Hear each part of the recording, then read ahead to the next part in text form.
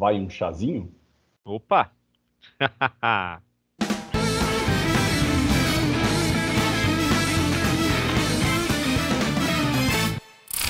E antes de qualquer outra coisa, pessoal, não se esqueçam de deixar aí a curtida de vocês, o likezinho. Se vocês ainda não são inscritos, se inscrevam no canal e ativem o sininho para receber uma notificação toda vez que um vídeo novo for ao ar, beleza?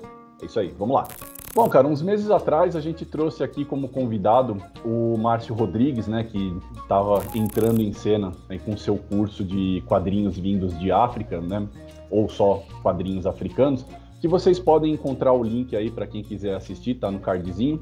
E ele falou bastante sobre a necessidade de trazer essa perspectiva, né, esse tipo de abordagem da arte dos quadrinhos vindas do continente africano para o Brasil, que ainda tinha uma defasagem muito grande. E desde então ele vem fazendo um esforço ostensivo para trazer esses quadrinhos para cá. E um dos primeiros lançamentos agora vem pela editora Script, que é o Ligeiro Amargor. Bom, antes de a gente entrar em qualquer outro detalhe da HQ, dá um pouco da sinopse. A sinopse conta, na verdade, a história, parcialmente, de uma menina chamada Adjoa. Eu acredito que se pronuncia assim. Se eu estiver errado, por favor, me corrijam depois. Que apresenta a ela o chá, essa deliciosa bebida. A partir daí, há uma reconstrução, assim, grande apanhado histórico da trajetória do chá, vindo das suas terras de origem, né, no caso, no extremo oriente, nas planícies exteriores que a gente chama da Ásia, ali na região de China, Índia, também posteriormente no Japão, e toda a trajetória histórica que a leva até o continente africano, todo o processo de migração, né, não apenas de pessoas, mas também de cultura, gastronomia, que é parte de um fenômeno sociopolítico e econômico geral, que fazem posteriormente parte da própria cultura africana. A HQ é de autoria Kofi Roger Nguessan e a colaboração dos seus parceiros, Elane e Jai, que são os roteiristas, né? O grande destaque fica realmente pelos desenhos do Nguessan, que trazem uma perspectiva estética que é distinta. Então a gente estava falando, por que trazer quadrinhos vindos de África? Por que trazer quadrinhos do continente africano para cá? Existe alguma perspectiva diferente, que não seja só uma coisa meio autocelebratória do tipo, somos da África, veja como somos legais? Existe. Ligeiro Amargor, embora ele faça esse recorte histórico a partir da importância do chá para a cultura e da cultura para o próprio chá, né? Tem essa via que eu acho interessante na história, existe sim uma perspectiva estética que o Nguessan traz na sua arte, que pode inclusive ser desafiadora para o leitor ocidental. Eu não duvido que muita gente vai pegar essa HQ, bater o olho de início e ter aquele tipo de estranhamento que muitas pessoas que só estão acostumadas com quadrinhos mainstream e às vezes pegam um artista underground, sentem, porque o desenho não é aquele estilo belas artes, realismo, que muita gente está acostumado. Ele tem uma perspectiva, uma nuance própria que pode ser desafiadora. Eu mesmo tive um choque, eu ainda não decidi se, para o meu senso de leitor ocidental, eu gostei completamente, mas eu entendo a intenção. E eu peço que, para quem vá ler essa HQ, pense justamente nisso. Existe um sentido estético aqui que está emanando uma mensagem, e isso é importante. A história, assim, ela é historicamente correta, ela é bastante interessante. Inclusive, enquanto eu conversava com o Márcio, ele já estava indo atrás de outras HQs, mas quando ele me falou exatamente sobre essa HQ, eu fiquei mais interessado, porque eu, em particular, sou um grande apreciador de chá, e toda vez que eu gosto de alguma coisa, eu vou atrás de aprender a sua história. Então, para mim, foi um acréscimo interessante. Agora, ela é emocionante? Ela é cativante? Não sei, depende do quanto você está disposto a imergir nessa história. Então, o Daniel provavelmente tem uma perspectiva distinta e agora eu quero saber qual é. Bom, em primeiro lugar, a gente tem que deixar claro um negócio, né? Me parece muito engraçado você falar, porra, a gente tá falando de uma história que conta a história de uma HQ que conta a história do chá, né, meu? De como o chá sai ali do Oriente e o costume se expande para o mundo. Bom, muita gente pode olhar pra isso e falar, caramba, mas por que eu não vou ler um livro a respeito disso? Por que tem que ter uma HQ sobre isso. Tenho várias impressões sobre o Ligeiro Amargor, embora seja algo que fora do espectro histórico pareça que haja pouco pra gente dizer. Primeiro, aproveitando esse gancho que você falou da arte, né? A arte do Kofi eu não conhecia de fato, eu vim conhecer aqui no Ligeiro Amargor, e eu acredito que neste sentido, a arte dele, ela me lembra um pouco, não no traço, obviamente, mas um pouco as intenções daquilo que eu vejo no trabalho de um Joe Sacco, por exemplo, né? Não é um desenho brilhante, evidentemente, não é nada que você possa enquadrar e colocar na parede, assim, porque é lindo, maravilhoso em matéria de composição e tal, porque, conforme vocês podem ver, ele é, assim, as cores até são bem básicas, não tem nada que se destaque aqui, porém, o foco não é esse. O foco é fazer esse caminho do chá, mas fazê-lo de uma forma que haja algum personagem que puxe, né, essa história aqui para nós.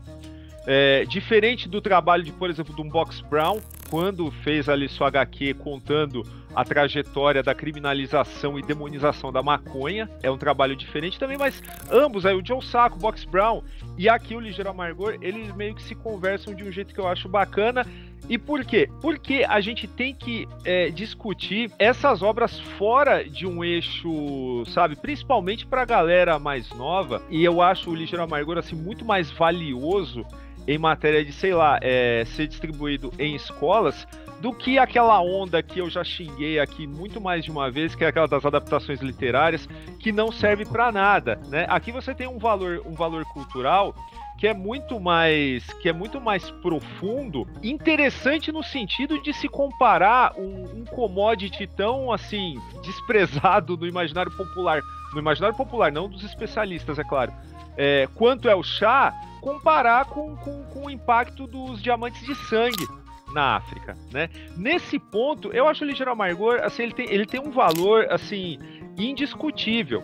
E eu acho que a gente tá falando dele exatamente por isso. Realmente, não existe aí um grande plot twist, não existe nada assim que fale, nossa, que coisa assim que explodiu minha cabeça e tal.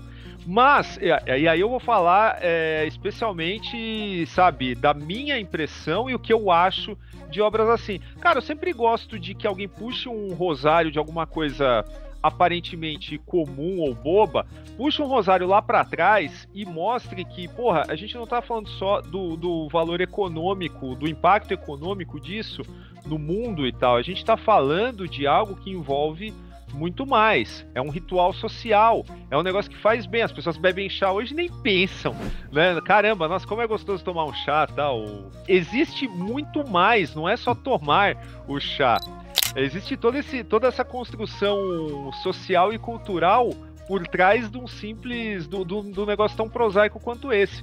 E o Ligeiro Amargor, ele tá aí pra fazer a gente pensar.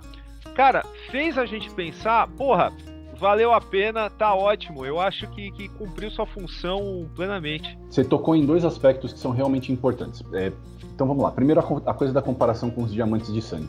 Isso é muito, muito importante, cara. Não só no sentido de a gente entender, isso teve um peso, isso teve, sabe, foi parte da construção sociopolítica dos países africanos, mas eu acho que para quem lê aqui no Brasil, sabe, no Ocidente, isso tem um peso grande, porque é que nem você falou, por que eu vou ler isso aqui e não ler um livro de história? Porque um livro de história é simplesmente uma exposição de fatos. Quando você pega uma obra de arte que fala sobre a história, você tem a oportunidade de ter a perspectiva de um autor local, de alguém que vivenciou essa história sobre isso. E isso, para mim, é particularmente importante nesse movimento, né, desse esforço do Márcio de trazer esses quadrinhos vindos de África para cá, porque aqui no Brasil a gente ainda precisa romper com algumas certas narrativas, não que eu seja especialista no assunto, mas assim, a minha convivência com a academia me ensinou muito isso.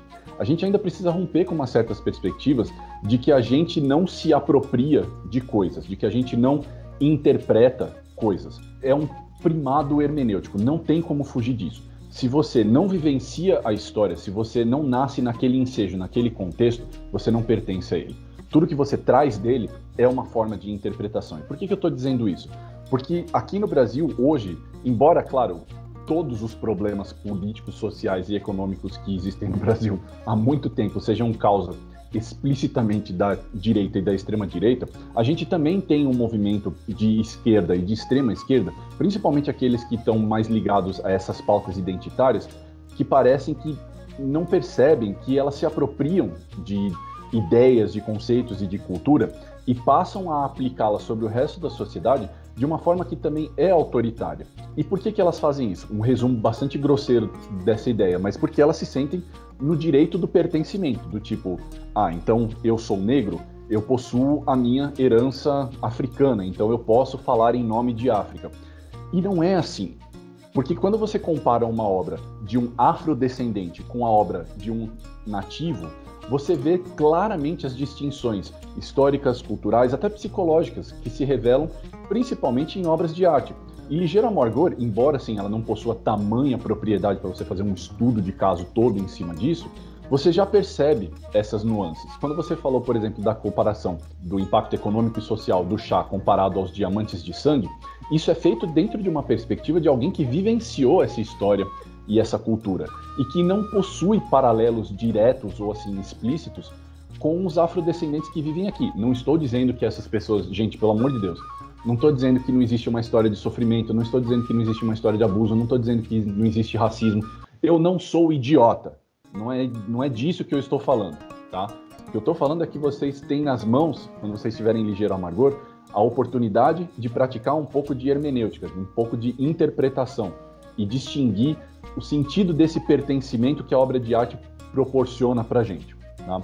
Esse é o aspecto mais socioeconômico da coisa toda. E aí também tem um aspecto cultural do chá em si, cara, que é muito interessante, aí falando diretamente sobre a obra, porque assim, não sei se o amigo espectador sabe, mas não existem diversos tipos de chá.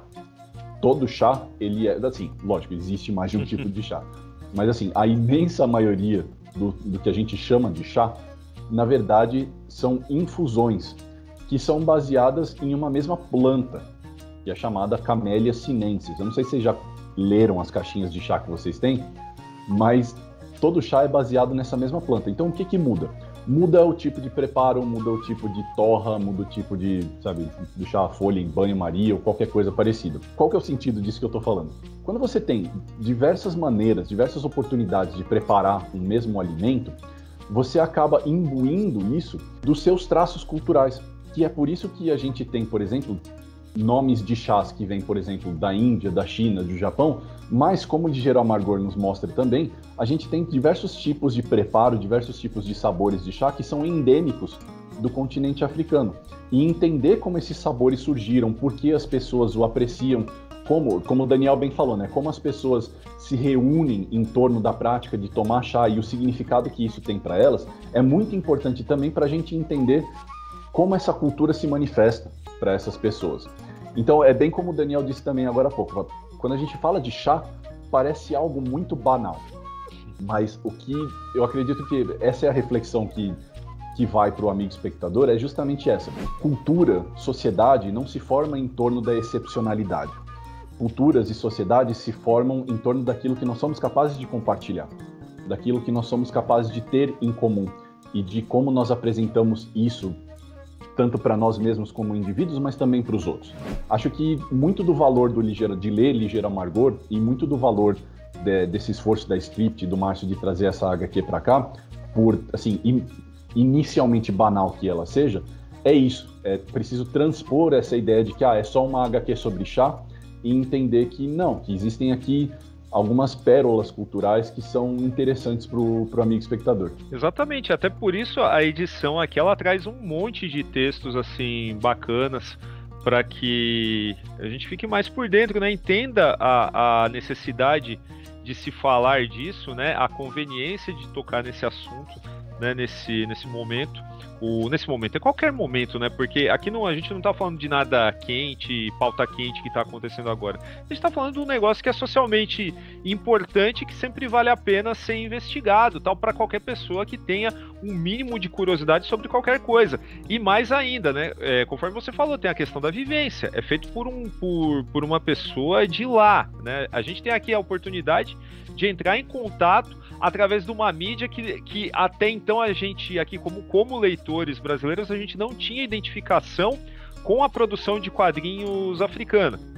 E aqui eu acho que a gente tem uma bela porta de entrada aqui, tem um pós-fácil muito bacana também do Márcio aqui, que manda super bem aí, contextualiza pra caramba. A edição tem extras, né? Tem essa orelha aqui que é bacana, tal. Então tá bem caprichada também em termos de impressão. O colorido é bacana, né?